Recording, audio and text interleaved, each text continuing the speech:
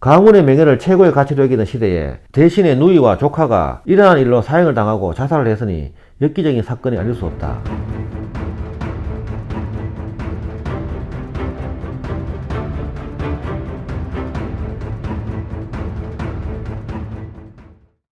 네 번 장가간 문장의 달인 춘정 변계량 편입니다. 1369년 고려 말에 태어나서 1430년 4월 23일 세종 때까지 61세를 살았다. 변계량은 경상도 밀양에서 판중추권사 변옥란의 이남 중 둘째로 태어났다.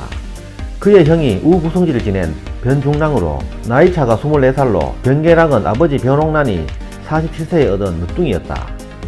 변계량은 이색 정몽주의 문화에서 수학하였는데 어려서부터 총명해 4살에 고시의 대구를 배우고 6살에 글을 지었다고 한다.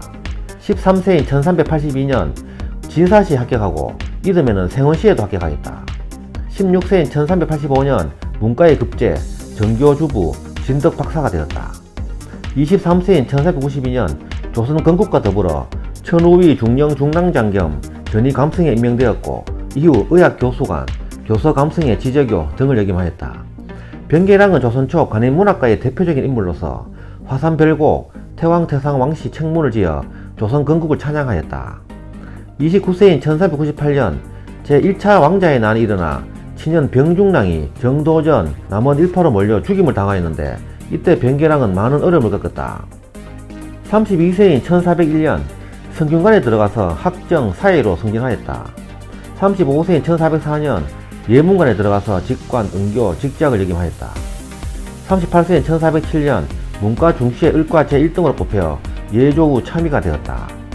39세인 1408년 세자 자보덕이 되어 세자 양녕대군을 가르쳤고 그 뒤 예문관 제약, 경영동지사 등을 거쳐 46세인 1415년 세자 우부 빈객이 되었다. 40세인 1409년 종이품 가선대부로 승풍하여 다시 예문관 제약에 임명되어 춘추관 동지사와 경영동지사를 겸임하였다. 41세인 1410년 태조실록을 편찬하였다. 46세인 1415년 가뭄이 심해 태종이 크게 근심하자 변계량이 원단에 기우제를 지내자고 건의하여 태종이 변계량에게 제문을 짓게 하고 명의정 유정현을 보내 제사들에게 하니 큰 비가 내렸다. 사람들은 이것을 태종비라고 불렀다고 한다. 49세인 1411년 왜구들이 충청도에 침입하여 약탈하는 사건이 일어났다. 이에 태종이 세종과 함께 여러 신하들에게 대마도 왜구의 토벌에 대하여 의견을 물었다. 모두가 왜구를 치는 것은 불가능하다고 말했으나 변계량 혼자서 왜구의 소굴 대마도를 역습하여 대마도 도주의 항복을 받아내어 왜구를 근절시켜야 한다고 주장하였다. 사왕 태종은 변계량의 의견을 받아들여 이듬해 이종무가 병사 227척, 병사 17,000여 명을 이끌고 대마도를 정벌하였다. 이때 변계량은 왜구의 제약을 낱낱이 열거하고 항복할 것을 촉구하는 선전포고문을 지어 대마도주에게 보냈다. 이후 대마도주가 스스로 조선에 항복해와서 경상도 계림부에 소속되었고 그 이후로는 왜구가 조선의 역습을 두려워하여 감히 조선을 침범하지 못하였다. 대마도 정벌 이후 조선은 왜구의 피해를 거의 입지 않았으나 중국은 왜구의 피해를 크게 입어서 명나라가 멸망하는 데 한 원인이 되었다. 같은 해 변계량은 세종의 명을 받고 예문관 대제약 유관과 함께 정도전이 편찬한 고려사를 3년 동안 교정하여 완성하였다. 그러나 세종은 그 체제가 마음에 들지 않아서 그 뒤에 김종서, 정의지 등에게 새로운 고려사를 편찬하게 하였다. 51세인 1420년 변계량이 집현전 설치를 건의하니 세종이 이를 받아들여 집현전을 설치하였고 집현전 대제약으로 임명되었다. 세종은 집현전 학사에 제소되는 자는 반드시 변계량의 추천을 받도록 하였다. 53세인 1422년 상왕 태종이 성하하자 세종이 변계량에게 헌능의 신도 비문과 지문을 짓게 하였는데 그의 글이 세종의 마음에 들어 말 한 패를 하사받고 예문관 대제약에 임명되었다. 57세인 1426년에 종일품하 숭정대부로 승품하여 우군 도총제부 판사가 되었다. 특히 변계량은 문장의 달인으로 그 20년간 대제약을 맡으면서 외교 문서를 작성하였고 국가의 제천의식 등 국가 서류 90%를 작성하였다. 또한 과거 시간으로서 과거 시험에 지극히 공정을 기해 고려 말년부터 만연한 과거의 부정을 일절 금지하고 지극히 공정하게 훌륭한 인재를 선발하였다. 이들이 바로 세종시대 집현전 학사의 엘리트 집단을 형성하여 세종시대의 문화적 업적을 이룩하였다. 그러나 변계량은 과거 시험의 청탁과 부정을 일체 허용하지 않았기 때문에 당대의 명문가 사대부로부터 말할 수 없는 비판과 조롱을 받기도 하였다. 그리고 변계랑은 대제학으로서 귀신과 부처를 섬기고 하늘에 제사를 지냈다 하여 살기를 탐내고 죽기를 두려워하는 사람이라는 비난을 받았다. 58세인 1429년 세종이 매년 중국에 바치는 곡물이 무려 1000냥씩이나 되니 이를 줄이거나 면제받을 계책을 논하는 자리에서 변계랑이 마땅히 그 사유를 자세히 써서 명나라에 보내어 감면하여 달라고 황제에게 바로 추청해야 합니다 라고 건의하였다. 세종은 변계랑에게 명하여 표문을 지을 적에 우리나라의 실정을 자세히 써서 그것을 명나라에 보내게 하였다. 그리하여 그 문의 공납을 영구히 면제받게 되었는데 이것은 세종시대 외교 업적 중에서 가장 빛나는 성과 중의 하나이다. 이처럼 세종 초반기 세종의 훌륭한 업적이 대부분은 변계랑의 생각에서 나온 것으로 변계랑은 세종시대에 초석을 마련해준 위대한 책사였다고 말할 수 있다. 변계랑은 43세이던 1412년 아내가 있으면서 다른 아내에게 장가들었다는 이유로 사헌부의 탄핵을 받게 된다. 변계랑은 첫째 부인은 철원부사 권총의 딸을 쫓아내고 계실 오씨를 맞이하지만 그녀는 시집온 지 얼마 되지 않아 죽는다.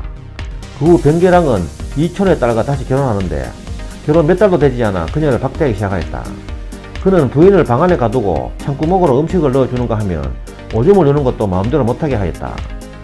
이에 화가 난 장인 이촌은 변계랑을 욕하며 딸을 친정으로 데려간 뒤 사헌부에 소송을 냈다.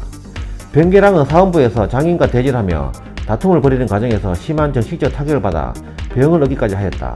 이후 변계랑은 노총재 박은충의 딸에게 다시 세자가를 갖고 사헌부에선 그 점을 비판하며 탄핵했던 것이다. 변계랑이 상시대였던 1499년 그의 누나가 여러 남자와의 난잡한 관계로 사형을 당하는 일이 일어났다. 그의 누이 변씨는 남편이 일찍 죽어 청산 가부가 되었는데 이후 포대 사안이라는 자신의 두 종과 사통을 하였다. 이 사실을 제강한 두 번째 남편 박은길에게 들통이나 이를 두려워하다가 이방원이 데리고 있던 내시 김기천과 결탁하여 남편 박은길이 의양공을 왕으로 세우려는 영모를 꾸미고 있다고 거짓 고변을 하였다. 이로 인해 남편 박은길은 곤장을 맞고 죽게 된다. 그러나 그녀와 사통했던 종 포대가 영모를 꾸몄다는 고변은 거짓이라고 털어놓게 되고 결국 변씨와 포대는 참수를 당하게 된다. 그리고 사형당한 변씨에게는 소비라는 딸이 있었는데 음란하기가 그 의미 못지 않았다. 소비는 밀양사랑 구의덕에게 시집을 갔는데 별군 김인덕과 간통을 하였다. 이를 더럽게 여긴 변계랑은 소비를 잡아 남편에게 돌려보내려 했으나 소비가 돌아가지 않겠다고 하자 그녀를 집안에 가두어 두었는데 소비가 스스로 목매어 죽어버렸다. 일로 인해 변계랑은 소비를 죽였다고 하여 형제로부터 탄핵을 받게 된다.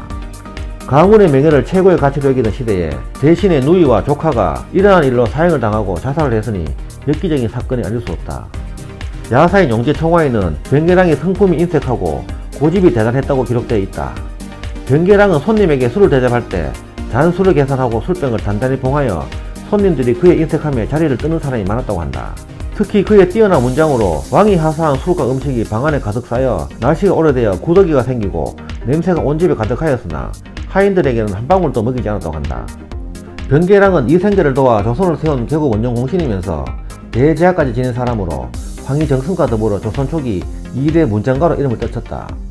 그럼에도 불구하고 실록은 졸기에서 그에게 너그럽지 못하다. 어쨌든 변계랑은 이와 같은 인색함과 고집스러움에도 불구하고 문장은 묘하고 기상이 높았다고 전해진다. 조선 초기 외교 문서가 모두 그의 손에서 나왔는데 세종은 언제나 표사가 정밀하고 간결한 그의 문장을 칭찬했다. 더욱이 시를 잘 지어 맑으면서도 담담하되 얕지 않았다고 전한다. 또 태종이 전날의 친구로 대접하였으며 태종의 대피를 20년 동안 맡았다. 1430년 변계랑이 병으로 사직하였는데 병중에도 태종실록을 편찬하다가 완성하지 못하고 4월 23일 집에서 죽었다. 향년 61세였다. 그가 죽자 세종은 문숙이라는 시호를 내려주었고 거창의 병감서원에 제양되었다. 변계랑이 첫째 부인 권총의 딸에게서 일녀를 낳았고 측실에게서 아들 변영수를 낳아 적자가 없다. 변계랑의 묘는 경기도 장당군 구화리 여의 선영에 있다. 지금까지 춘정 변계랑 편이었습니다. 감사합니다.